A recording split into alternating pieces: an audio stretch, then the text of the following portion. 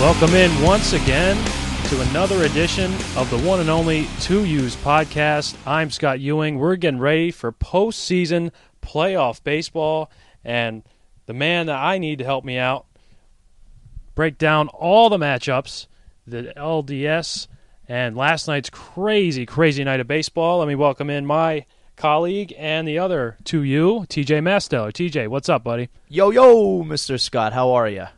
Good. Oh, after last night, eating a little bit of crow on my side, but we'll get into that in just a minute. No worries, my friend. I mean, dramatic night of baseball. I still can't believe it. I put the remote down for a second, see the Rays down 7-0, turn it back on, see Longoria hit a 3-run bomb to pull him within one. Dan Johnson at his 108 batting average, hitting a game-tying home run with 2 outs. Just dramatic all around, and I think we're going to lead into the American League side first, are we not, my friend? We are, and I just want to say ESPN had really great coverage of it. They went back and forth. Boston was in a rain delay with Baltimore.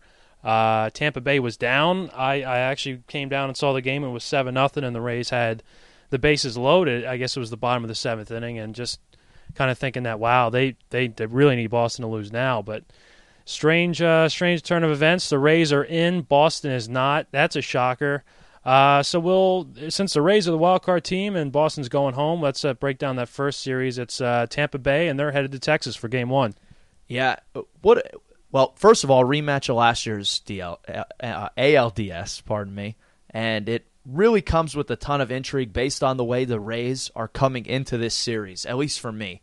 I mean, you have two teams that are both talented, both can hit, both have good pitching staffs. Tampa, a little bit more pitching. Rangers, you could argue a little bit more hitting. But I don't think you can overlook the way the Rays are coming into this series, Scott. And I don't know how it weighs on your decision on who you think is going to win the series, but you cannot argue with the way, the Rays closed the season out. I believe it was, 7-game deficit, one of the largest collapses on the Red Sox, but in order for a collapse to happen, you need a team to really step up, and they have. And for me, the culmination was obviously last night. You see the resolve that this team has. You see the grit. They take after their manager, and they take after their star players and role players stepping up and big pitching efforts. It really is pretty inspiring. It's what this baseball is all about, and it's ultimately what has everybody so excited today. And if you're the Rangers, you don't want to see the Rays in this series. If you're the American League, you don't want to see the Rays because they have the pitching, they have the hitting, they have an underrated bullpen, they have an X factor in Matt Moore, who's one of the top prospects in all of baseball. He could fulfill that David Price role from a few years back. It should be a really interesting series, but how do you feel this momentum plays a part? Well, all credit to Tampa Bay. They've been absolutely on fire in September, and we'll get into the Cardinals on the other side in the National League. That'll be our other podcast, the National League preview. Credit Tampa Bay. They're a fun team to watch. They lost a lot of talent that went away. I believe Crawford left. Another one of their big pieces. I think Pena was another one that was gone. They kept some of their pitching. But Matt, no, you brought up that he's a guy that players will love to play for. He's a player's manager, and that has to factor into it. And bringing up the rematch of the LDS from last year, I get the impression that both teams just aren't quite as talented as their counterparts from last year. I think the Rays lost a little bit hitting-wise, and their pitching, probably about the same. And Texas, clearly not the same. Cliff Lee's in Philadelphia, so that rotation is absolutely not as good. Texas can hit. The Rays are I think, have a little more balance, but it's going to be interesting to see who comes out on top. Yeah, no doubt about it. And that's when you're looking this evenly matched, Scott and I can both admit to this. You look for, one advantage over another. You look for the little thing that might push them over, but I really think in this case it's going to be the momentum that gets Tampa Bay through this. And coupled with that is the momentum of the pitching staff. Now, David Price didn't pitch very well last night, but they're coming off the heels of, big performances by Big Game James, even Matt Moore, the rookie, which we saw a little tidbit here. We were talking in our our little warm-up meeting for this podcast. Matt Bourne might get the ball in Game 1. He's dynamic, a dynamic lefty, huge fastball, good cutter. He's the kind of guy that, he can ride that momentum and I think carry the Rays to, another ALCS. It should be very, very fun to watch. But don't sleep on C.J. Wilson. Don't sleep on Josh Hamilton and Adrian Beltre, who's been hot the last month. It should be a great matchup. It really could. It's going to be difficult, and I'll put the pressure on Scott here later on to tell us who's going to win that one, because very evenly matched, but I think momentum might be the key. Well, yeah, it's tough to predict because one team usually goes in hot, and that team usually doesn't have a drop off in performance. Right. That's not a concrete, fact that the Rays are going to hang on and play the same way they've been playing. Yeah. But Texas really has had not a whole lot to play for in the past week. I mean, the Angels kept it close and really gave them, I think they were fortunate that the Angels of Los Angeles, Angels, Anaheim were, on their heels, a comfortable 3 or 4 games back. Really never made it much closer than that, but they still weren't, the Phillies who had this thing wrapped up for a long time and, right. Have been able to play all their backups, or the Yankees who have had it for more than a week. Yeah. So it'll be interesting to see. I think Tampa comes out with the same intensity. It's just going to be a question of, can Texas, play the way they're supposed to play on paper? If they can, I think it's going to be a great matchup, and I think it could go the distance. Might be a 5-game series. Yeah, I would definitely agree with you there. And great point about the momentum on Texas's part. It's such a momentum sport, especially around this time, and you've seen it. You saw your Giants roll to a World Series title last year. You saw Texas get hot and roll. We've seen, the Colorado Rockies, they're infamous for this. Famous or infamous, depending on who you ask, I guess. But, hit that hot streak. The team that peaks at the right time is going to be the one that's going to make the most noise. And maybe Texas could hang on to a little bit about that. Maybe that pressure will be good for them. But I just keep looking back to those Rays and saying, they're tested. They're battle tested.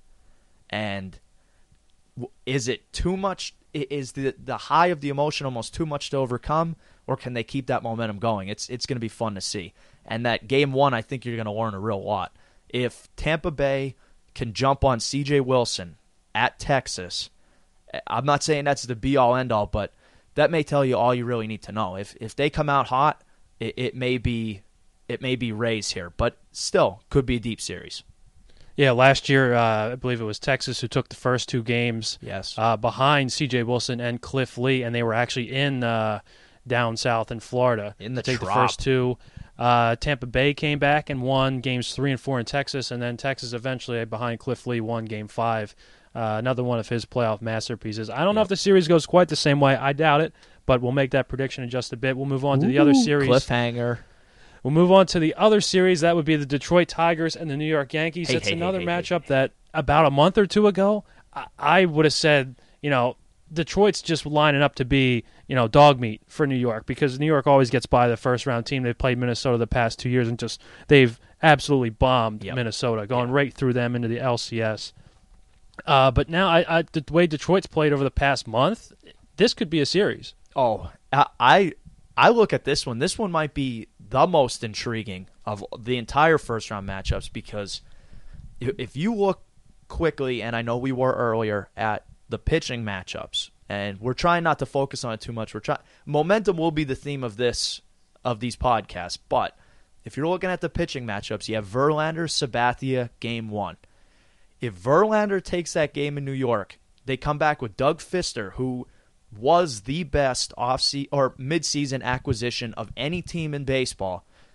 Doug Fister lining up against Ivan Nova, a rookie. You have the potential here, and I could see it where Detroit goes up 2-0, taking 2 games in New York. So it isn't. You're right. You said it perfectly. A couple weeks ago or months ago, you might say, New York is going to steamroll this. Just another first-round victory for the Yanks. And, line them up and we'll face the Red Sox in the ALCS again. Well, not so fast. This Detroit team, sneaky good starting pitching. Cy Young, Justin Verlander, 24-5, unreal, as good as he wants to be. And they have a sneaky good offense, too. I mean, Miguel Cabrera has been doing it ever since he came into the league. He gets bigger every year, but so do his stats. Very, very impressive. You have guys like Johnny Peralta and Alex Avila as those supporting players that, are really stepping up behind Cabrera. Victor Martinez, he's a proven commodity. But this one is going to be a dynamic series, and the pitching will most certainly set the tone because both teams can hit. Justin Verlander is, without a doubt, right now, the best pitcher on planet Earth. Yes. He has been an MVP candidate, and that's a discussion. They said not even the Cy Young. The Cy Young is a lock, but is he the American League MVP? And that won't go to him because, the pitchers have their own award. Right. And an MVP will be a player. There's enough guys that are deservingly so. But I look at this, and I agree with you that the Tigers could take the first two. It's just that the fact remains that the Yankees still have arguably the best lineup. They're still the Yankees remaining in baseball. Right. Their offensive production is probably unrivaled at this point. We would have said Boston, but down there last month, they have not been, played up to their standards. The Yankees have. Now, their Achilles heel will ultimately be their pitching. That's why I don't think they'll win the World Series, but we're getting ahead of ourselves. Can they match up with Verlander?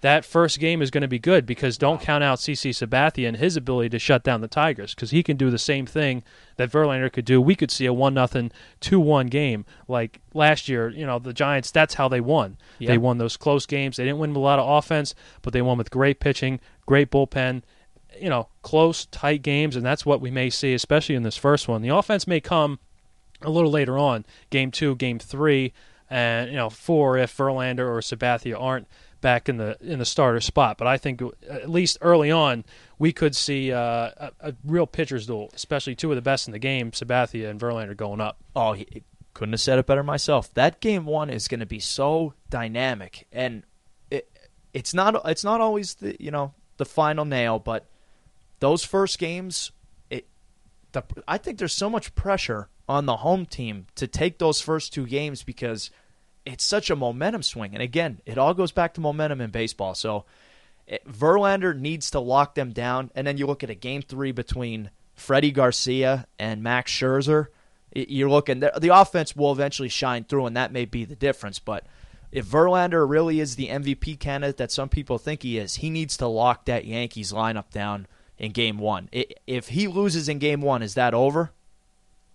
No, it's not over. I think either team has the chance to come back. No, I'm serious. And let's break it down. Let's give our predictions right here, our LCS predictions for the American League Championship Series. We'll start with that same series. Detroit Tigers, New York Yankees. I throw it over to you first. Oh, you would. Okay, well, I'll throw the Rays one back to you first. But Verlander Sabathia Game 1, that is going to tell you everything you need to know. If Detroit wins that game, I firmly believe Detroit will win that series. Doug Fister is so underrated as the number 2 guy. Sinker ball pitcher coming over from Seattle. He's arguably been their best pitcher for a while, which is unheard of considering the year that Verlander's having. I think that Verlander wins that game. I really do. And I see Detroit taking the series in 5 games. I know that's crazy. Some people will point and say, he just doesn't like the Yankees, but I got Detroit in 5, Scott. Fister and Verlander. Remember those names. Well, my hate for the Yankees is almost equal to yours. I'm sure not quite as much. Hate. We dislike the Yankees just as much, but I think they're going to be too strong and too much for Verlander. I think he does win a game, and Fister has been a real underdog story this year and coming out of nowhere. Obviously, a great pickup, but I like the Yankees in 4 to win this series. Move on, and I'm going to go with Tampa. They're going to win the rematch of last year's series against Texas. They're going to win it in 4 games. I have the Rays and the Yankees in the American League Championship Series, an AL East Division showdown. Yes, couldn't agree with you anymore. Tampa I'll say Tampa in 4, possibly Tampa in 5. Great pitching, momentum. It is key. Scott, take us home here, buddy. All right, folks, enjoy the rest of the American League and the National League playoffs. They'll be on TBS. You can watch coverage exclusively on there. And join us for the rest of the playoff coverage on the2us.com. We'll see you next time. Enjoy it, kids.